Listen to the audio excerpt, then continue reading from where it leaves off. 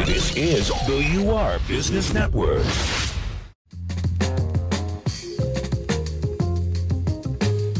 It started when I was at Morgan Stanley. It was 2008. I was in private wealth management. Nobody was investing in the market. And I had a gentleman in my portfolio that was Arab American. And I said, do you think there's opportunities? Because at Morgan, you're basically bonused on your assets. Are there opportunities in the Middle East with Middle East companies that want to bring their money here? Expatriates that are looking for opportunities here to place their money. He said, I think it's a great market.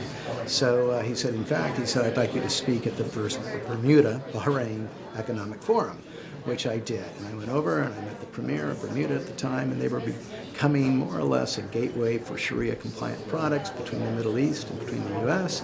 So I told her about what I was doing, and she said, you know what, this is great. And then as I was looking further, I thought, well, maybe there's an opportunity for some type of healthcare conference I can go to. I can learn about the region a little bit more because everything is very indigenous over there. And I couldn't find one because, again, everything was very territorial. You could find one that was to Levant, you could find one that was to the UAE, you could find one that was to Saudi, but I couldn't find one that had everybody. So I thought I'd start my own.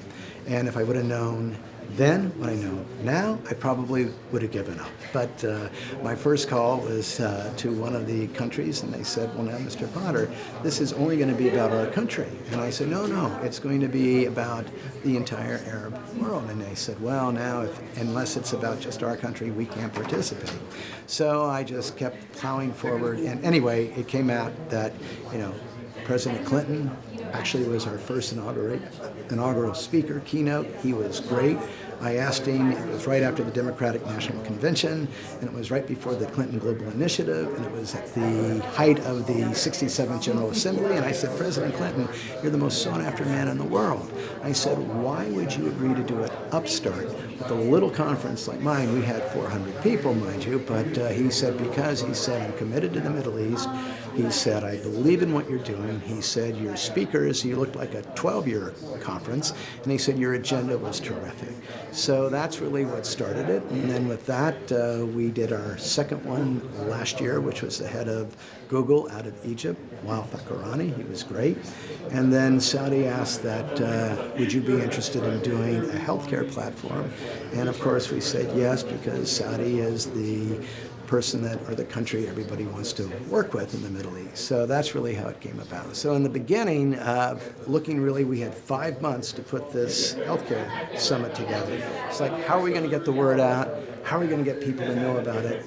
And fortunately, through, again, 2 degrees of separation, they said, well, there's this wonderful network called Your Business Network. Sorry, Your Business Network. But You Are Business. Yeah. And with that, I contacted Rick, and we started talking. And the next thing I knew, we were kind of the buzz of the radio waves and the internet.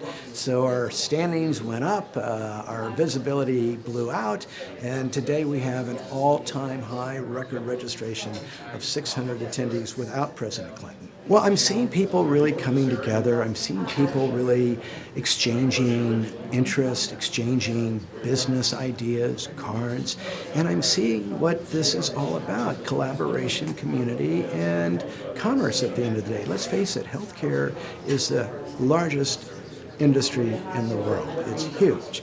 So for this opportunity to bring these regions together with healthcare diplomacy, which I think works much better than political diplomacy, because you're taking care of people, you're improving lives, you're trying to find cures, I think that's something that if we can continue to foster, then we can continue to find better ways to really promote regional cohabitation.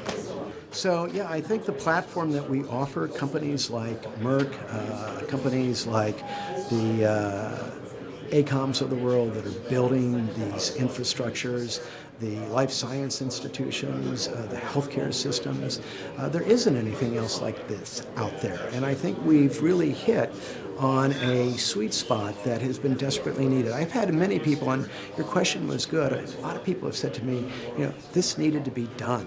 and thank goodness you did it. And so for that, I think I'm very blessed, I'm very fortunate, and it's my way of giving back.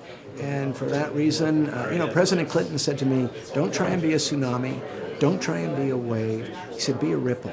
He said, a tsunami will basically take everything out, a wave will crash and fade, but a ripple has rings. And he said, be a ripple. And that's what I hope C3 is. It's 3 rings of ripples that keep going out. So. This is the UR Business Network.